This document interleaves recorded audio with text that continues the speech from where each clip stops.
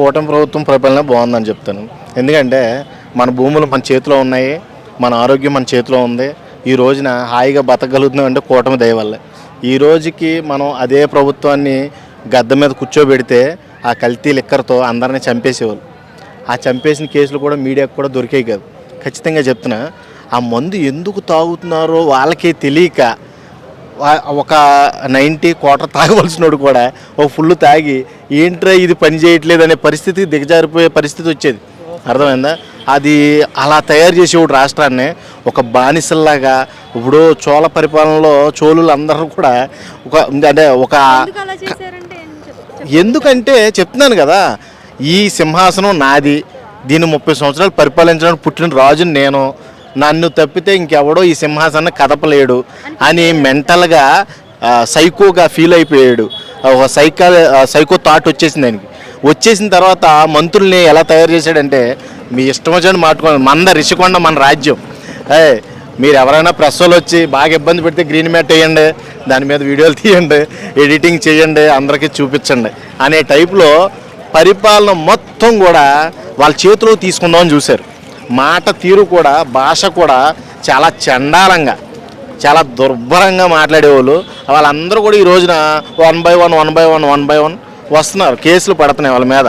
ఎందుకంటే గతంలో చేసిన తప్పులు, రోజా అవనే, పేరు రాని అవనే, కొడాలి నాని అవనే, ఎవరైనా కానీ ప్రతి ఒక్కరు కూడా ఆ రోజున జరుగుతున్న ప్రతి దానికి మూల్యం చెల్లించక తప్పట్లేదు. కానీ నేను ఇప్పటి వరకు తీసుకున్న వాళ్ళందరూ ఏమంటున్నారంటే, జగన్ గారు పరిపాలన మించిన పరిపాలన ఇంకేదీ లేదు అంటే. అదే నేను చెప్తున్నాను కదా, ఆ జగన్ పరిపాలన మించిన పరిపాలన లేదు అనే వాళ్ళు ఎవరో తెలుసా? ఎవరో చక్కగా ఇంట్లో కూర్చొని ఆయన ఇచ్చిన డబ్బులల్లా తీసుకున్న వాళ్ళు కూడా అదే ప్లాన్ వేశారు. ప్రతి ఓటుని మనం కొనేస్తున్నాం, అమ్మఒడి ఇచ్చేస్తున్నాం, ప్రతిదీ కూడా ఆటో వాళ్ళకి డబ్బులు ఇచ్చేస్తున్నాం, ఇస్త్రీ చేసే వాళ్ళకి డబ్బులు ఇచ్చేస్తున్నాం, చేపలు పట్టే వాళ్ళకి డబ్బులు ఇచ్చేస్తున్నాం. మనయ్యే ఈ ఓట్లన్నీ, మనం చెప్పినట్టు వీళ్ళు వింటారు, మనల్ని దాటి వీళ్ళు వేరే వాళ్ళకి ఓటు వేయరు అనే భ్రమలో బతికేశారు. అర్థమైందా? ఒక రాజధాని లేదు మన రాష్ట్రానికి, ఒక రోడ్లు సరిగ్గా లేవు, ఒక నీటి ఏదైనా వ్యవసాయానికి సంబంధించిన పరిశ్రమలు సరిగ్గా లేవు, మనది డెవలప్డ్ సిటీ కాదు, ఒక రాజధాని నిర్మించలేకపోయాం. ఇవన్నీ లాజిక్లు మిస్ అయిపోయారు. అర్థమైందా? పరిపాలన అభివృద్ధి కావాలి, అంతేగాని నువ్వు ఇచ్చే డబ్బులు ఎవరికి కావాలి? అలాగే చంద్రబాబు నాయుడు గారు కూడా కూటమితో ఏకమవక ముందు కుంకుమ బొట్టు ఏదో సంథింగ్ 10,000 ఇచ్చాడు ఓటు. అంటే ఆ టైంలో 10,000 ఇచ్చినా ఎవడో పట్టించుకోవాలి. అర్థమైందా? జగన్కి ఓటేశారు. కాబట్టి వ్యతిరేకత అనేది జనాలకు ఎప్పుడు వస్తుందంటే, ఇసికిపోయినప్పుడు, విసికి వేసారినప్పుడు తిరుగుబాటు అనేది వస్తుంది. తిరుగుబాటు వచ్చిన తర్వాత నువ్వు ఎంత ట్రై చేసినా కానీ గెలిచే అవకాశం ఉండదు. ఈ రోజున క్షేమంగా, సురక్షితంగా ఏపీ ప్రజలందరూ కూడా మంచి మంచి స్కీములు తెచ్చారు. మీకు తెలుసా? నిరుద్యోగులకి ఆల్రెడీ ఆన్లైన్లో జాబులు ఇస్తున్నారు. వాళ్ళకి అర్హతకు తగ్గ జాబులు అప్లై చేసుకునేలాగా ఏఐ సిస్టంతో చక్కగా రూపొందించారు. అది అందరూ కూడా, నిరుద్యోగులందరూ కూడా వినియోగించుకోవచ్చు. ఆల్రెడీ ఆన్లైన్లో ఉంది, ఒకసారి చూడండి. అలాగే ప్రతి సర్టిఫికేట్ కూడా ఆన్లైన్లోనే పొందేలాగా విఆర్ఓల చుట్టూరు, ఎంఆర్ఓల చుట్టూరు తిరగవలసిన అవసరం లేదు. అవన్నీ మంచి స్కీములు. ఎందుకంటే ఇప్పుడు అరచేతిలోకి టెక్నాలజీ వచ్చింది కాబట్టి మనం ఇంటికాడ ఉండే వాటన్నింటిని కూడా పొందొచ్చు. అలాంటి పరిపాలన ఇంకెవరి వల్ల అవుతుందా? మీరు చెప్తుంటే చంద్రబాబు నాయుడు గారు, పవన్ కళ్యాణ్ గారు ఆ స్కీములు పెట్టారు, ఈ స్కీములు పెట్టారు, ఎంఆర్ఓతో కూడా పని లేదని మీరు అంటున్నారు.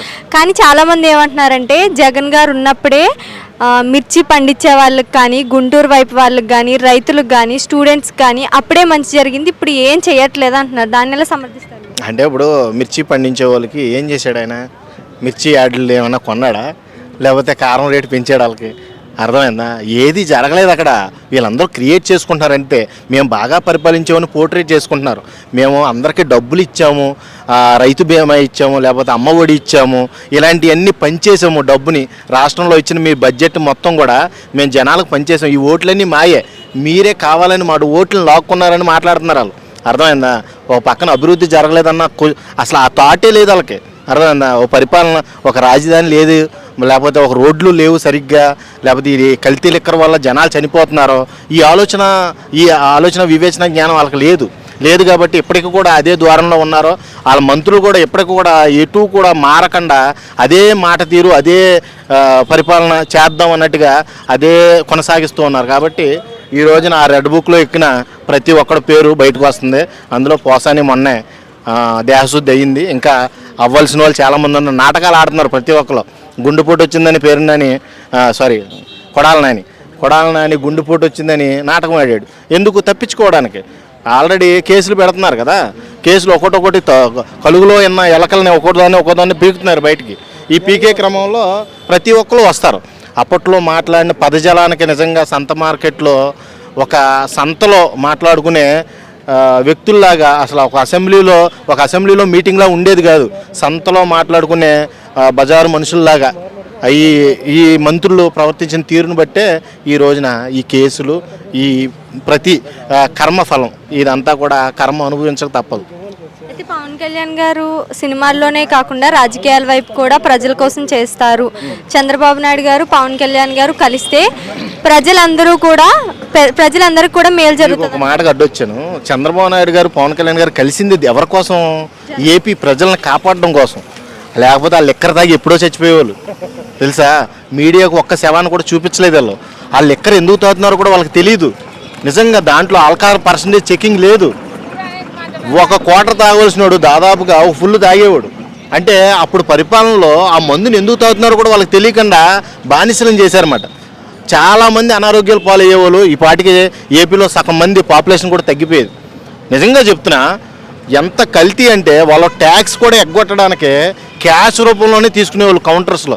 మీకు తెలుసో లేదో, ప్రతి వైన్ షాప్లో క్యాష్ తప్పితే ఆన్లైన్ పేమెంట్ లేదు. అంటే అప్పట్లో ఎంత డబ్బుని వీళ్ళ సైడు అది పక్కదోవ పట్టించారో మీకు తెలుసుకోవాలి. అన్ని ప్రతిదీ తెలుసుకోవాలి. అందరికీ పనిచేసామంటే ఎక్కడి నుంచి పంచారు? మన సొమ్ముని ఒక వడ్డీ రూపంలో లాగి మనకే ఇచ్చారు. అది కూడా ఒక 25% ఇచ్చారు. ఇంకా 75% వాళ్ళ ఉండిలోనే ఉండిపోయింది. అర్థమైందా?